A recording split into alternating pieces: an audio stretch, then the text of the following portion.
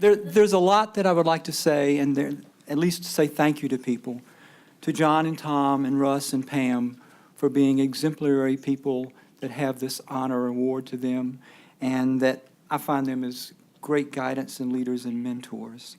I'd like to thank my kids for being here, for Holly and Hunter and for Carolyn, who decided to come to this instead of the birthday party for their sons, who turned 2 today. So thank you. To Liz for being here, for Lauren for being here, for Susan being here, who shares my grandsons. I'm the grandfather and she's the grandmother. It really flummoxed Leo when I told him that, but he eventually figured it out because he has a doctorate. And I thank all my colleagues, and I thank all of you for being here. Teaching at Elon is a wonderful place to be because you learn something new every day from a faculty that is inspiring, that is dedicated, and is wonderful. And I thank you, Jerry, for hiring me. I appreciate it. It was one of the best things that's ever happened to me. I truly appreciate that. And you know, moments like this, of course, lead to reflection. I thought, how did I possibly get to this point, and how could I receive such an honor? It really has caused a bit of cognitive dissonance because I know myself, right, versus what you know. So the first thing I'm going to do tonight is I'm going to ask your pardon, if you don't mind, for a bit of self-indulgence. But I hope these remarks that I have cause you to have a bit of self-reflection too, about how you ended up in this place and at this point you are at in your life, why you're doing what you're doing, and those influences along the way that help to make you the person you are. For most of us, the educator you are. So, a few weeks ago, communications was going through reaccreditation. Dean Paul Parsons asked the faculty and staff to be at school at 7:30 a.m. on a Monday to interact with the accrediting team. And guess what? Pretty much everybody showed up at 7:30 on a Monday morning. And I think it was a lot due to testament to Paul's leadership, but it was also a statement to me about a love of Elon and what we do as educators. As the session started, Paul asked us to stand and introduce ourselves and to tell the next class we would teach. For some reason, wherever I was sitting was the place that he said, and David will start. And so I stood up and I said my name, I said what I taught, but then I added, I said, and in class today, we're going to be doing this. And everyone who followed started telling the same thing, what they were going to do in class. I was awed. I was amazed at the class descriptions. What variety, what innovation, what fabulous content, what dedication to educating those in our classes. And so this amazing display of my colleagues reaffirmed for me the importance of a bit of reflection tonight, especially as it relates to Elon's teacher, mentor, scholar model for us. That person who's the exceptional teacher, researcher, and good citizen of the university community. Many of us here tonight know that it's not always easy to wear these multiple hats, that it consumes more time than we care to measure.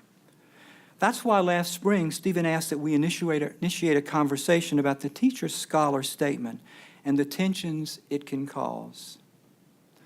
So what I want to do is I want to use my life reflections to prod you to think about the people and events in your life that have led you to this point, to you as a teacher, scholar, mentor, and citizen of Elon.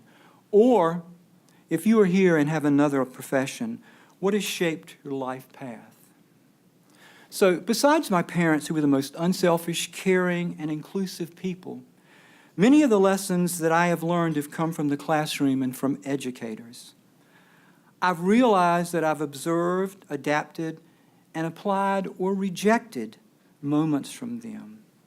And they are ingrained in my psyche. There are some pivotal elements for my life path to be an Elon educator. Many of these, especially as applied to teaching, are simple life lessons. But as I've looked back on them from a teaching perspective, they've really taken on added meaning. So, let's talk about what I've learned from teaching so far. In the first grade, and I didn't learn this in the first grade, I learned it much later, I learned that planning is essential to success. I learned from that first grade class that if you leave 6 and 7-year-olds to their own devices with sketchy directions, that classroom can turn into chaos. So, for example, if you tell them to rest quietly and you leave the room for extended periods of time, they might do something like have eraser fights or even turn those tables over and build forts. And so planning became important to me, and it really came home to me in the second year I was teaching at Elon. I walked into my media history class one day. I looked against the wall at the second or third seat from the back, and there sat my daughter. And I thought, this is the hardest audience I'm going to ever play. And I taught the class. Thank goodness I was prepared. The class ended. She stood up, she walked out, and she said, "Nice class, Dad." And that was it. Highest praise you could probably get. Middle school taught me that experiential learning is a way to ensure that information sticks for students. I started my teaching career in an 8th grade classroom where I taught social studies and language arts. And I worked with this master triumvirate of teachers, Witherspoon, Forehand, and Griggs. It sort of sounds like a law firm. But they were great. They were savvy educators who demonstrated to me every day why it wasn't just enough to impart a bit of knowledge in front of a class to 13-year-olds. You had to make them take responsibility for part of their education, because that's how you facilitate the retaining of knowledge and foster excitement in learning for all students, or for as many as you can. When I came to Elon, we referred to this as the 4th hour, which was the way that our 4-hour curriculum was packaged and adopted. Like Jeff and Pam and the others who crafted that way of approaching teaching for us, I learned in the line of fire with middle schoolers just how essential it is for students to be partners in the learning process. A little bit later, I had a teacher and a coach named Marion Kirby. And he taught me that every situation is a teachable moment. He still comes to visit me here on a pretty regular basis from his home in Greensboro. And he taught me that even boys in a shower locker room can learn something when they start fighting over there's not enough towels to dry off. He took that moment to teach us the proper way to dry after taking a shower. I still dry off that way today. In the 5th grade, I learned that an educator needs to do everything possible to protect and promote the self-esteem and worth of students. So, for example, you never do something like write the names of every student and their achievement test scores on the board, from the highest to the lowest. I can see myself in that classroom today, next to the last seat in the row next to the board, cringing as those last names went up and those scores went up. And those things were etched into my memory, and I know into those students. I learned in 10th grade English class from Freddie Powell that crisis management in a classroom is important.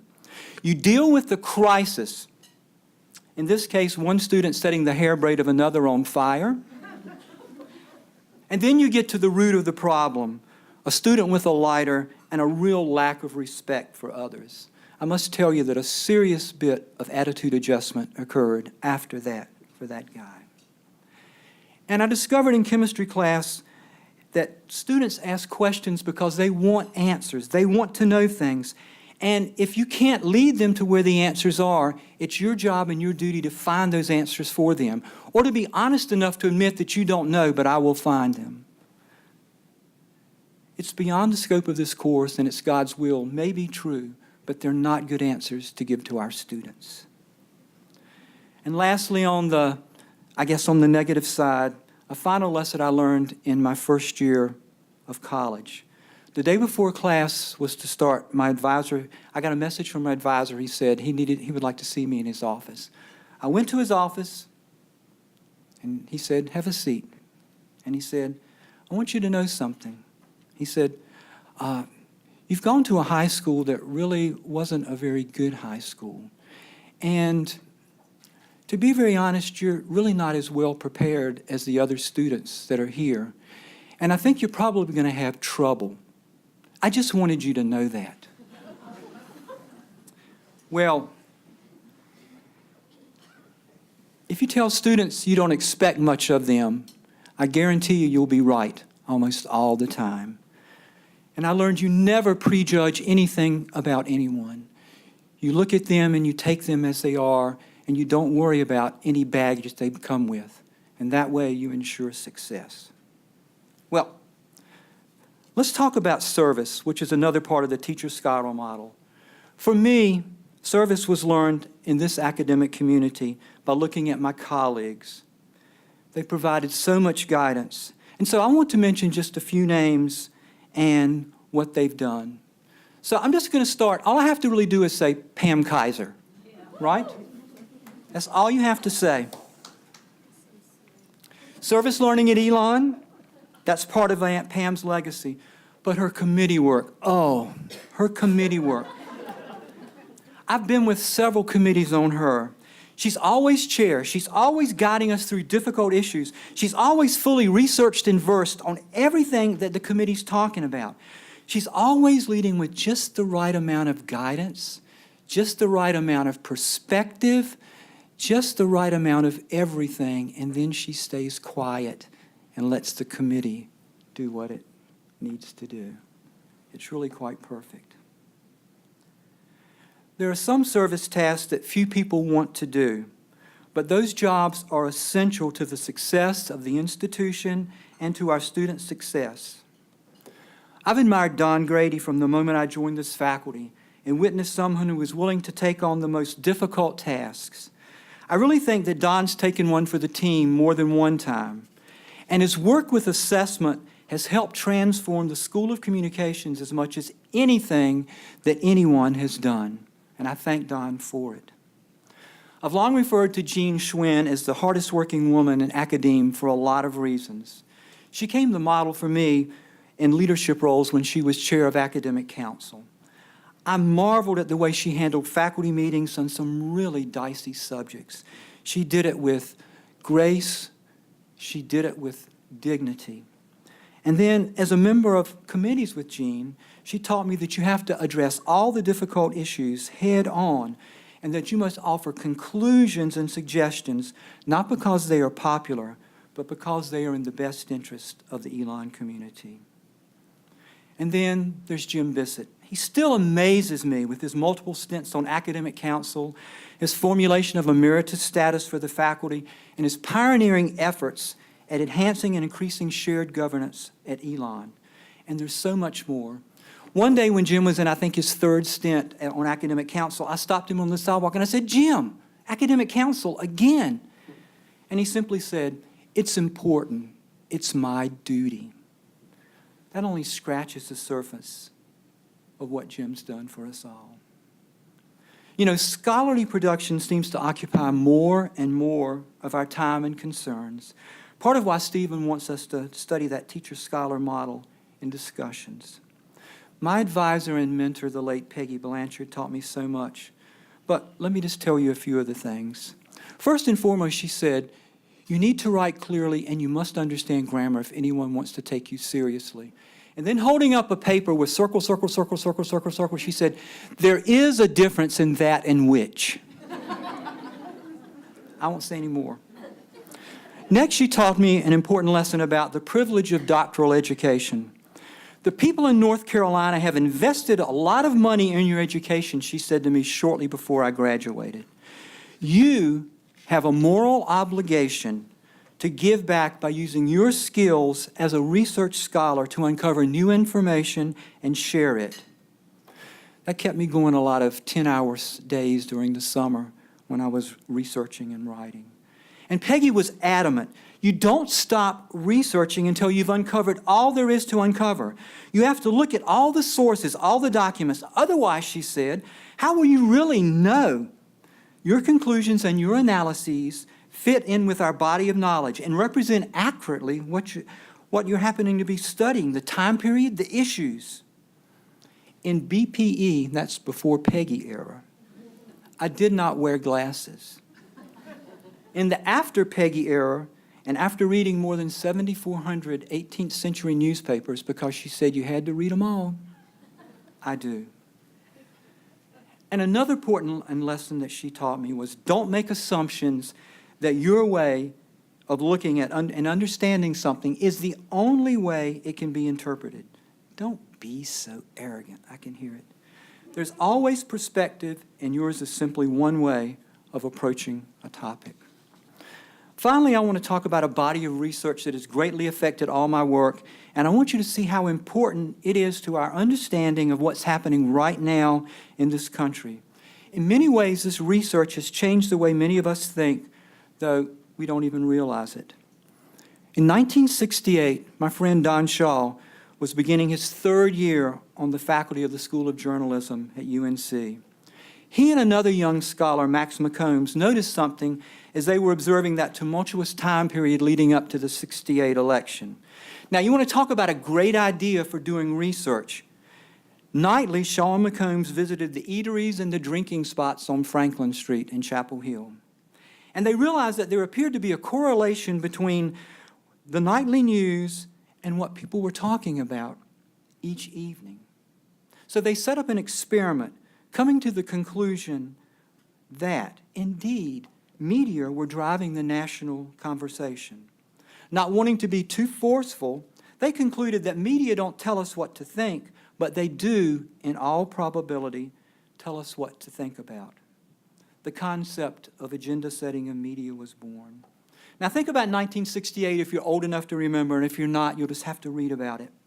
Vietnam in tatters following the Tet Offensive that caught the U.S. military totally off guard, the assassination of Martin Luther King, and then the assassination of Robert Kennedy, whose death was captured on film for Americans to view. There were protests in the streets over civil rights and the war. There were these surreal images from August that came from the Democratic National Convention in Chicago. Now, Americans were collectively receiving the same basic information nightly from their principal sources, which was CBS and NBC News, and a little bit from ABC News. Now, it's hard for us to grasp this today, but approximately 30 million Americans tuned in every night to listen to Walter Cronkite. About that same number tuned in to Chet Hundley and David Brinkley, and a smaller number again to ABC. Now that first number, 30 million, is greater than more people that watch the evening news than now collectively in a country. And it's been that same way, according to Pew, since 1994. What Shaw and McCombs observed is also important to our understanding of us as a nation. We know that 1968 represents one of the most divisive times in U.S. history. But we were all talking about the same things and attending to the same sources of information, no matter which side of an issue we supported or how we interpreted it. Spring ahead to 1999, and Shaw and McCombs, along with the person who brought me to Elon, Brad Ham, reassessed agenda setting in light of the growing digital world. They proposed another way to look at media, information, and society. They called it agenda melding. Because of this new connectedness of the internet, they pointed out that clusters of like-minded people could and were creating communities of information sharers online that no longer attended solely to mainstream media. They were paying attention to each other, and this groupthink was going to increase with the expansion of the digital realm. They said the things that the group members think are important to others in the group, and their observations provide interpretations of events quite different from other groups, if the groups are even thinking about the same things. They rightly predicted today. People are still attending to legacy media, which is telling them what to think about. But it's not the same as it was in 1968, because opinion leaders can come from all elements of society. The results really are disconcerting. Political, social, cultural, and economic thinking so starkly different from one societal segment to another that one group cannot even comprehend the positions and actions of another. Now, about a year ago, Don said that we're still attending, but now we have two sources. And with those two sources, we're finding comfort. I think we're finding discomfort too, but we're finding comfort. Now, you may consider yourself unaffected in terms of the concept of agenda melding, but you can try this now or you can try it later. take out your smartphone, go to Settings, scroll down, if it's an iPhone, click on Battery, okay? And look to see where you spend your time. If you're like most Americans, at least one social media app will be in the top 3 time consumers when you're on your device. You can also find out how much time that actually is with a little more downward scrolling. So I guarantee you that the information interpretation of events that you're receiving on that social medium will be radically different if your legacy media source is Fox News versus the New York Times, or if one of the people that you interact with interacts with one of those sources. So my top 3 places to visit on my phone are Facebook, email, and the Washington Post. And one thing I'm absolutely certain of, that the news on my Facebook feed is radically different from, say, that of David Duke or Richard Spencer. So the kind of research that Shaw and friends have done and are doing is, for me, the perfect example of why it's imperative that scholarly activity remain one of the central tenets of the model we have at Elon. Your area of research interest might be service learning as related to marginalized populations or with international populations, as Amanda Sturgill's often is. Or you may be a scholar of religion, race, and citizenship in 19th century America like Charles Irons. But every bit of information that we can uncover, reassess, and return to the public sphere for consumption and debate informs, provides a better understanding of some aspect of our existence and has the potential to affect society. It's really that simple, but it's also hard work. So I wanted tonight to provide a few insights into how I ended up the teacher that I am. I also hope that you'll do an assessment of yourself. The teacher-scholar model does create tensions. It asks a lot of us, and it's sometimes difficult to be successful in all areas. But I think ultimately, all of us who have chosen Elon as the place to spend our careers know how important each of the elements in the model is. And I personally want to thank all of you for what you do every day. As I observe from my School of Communications colleagues, the things that happen at Elon in the course of every day, I believe, inspire not only classrooms full of students, but each of us to be better citizens of Elon, the nation, and the world. I thank you for this time to say a few words. I thank all of you for being here. I have to admit, this is one of the most humbling experiences of my life, and I thank you.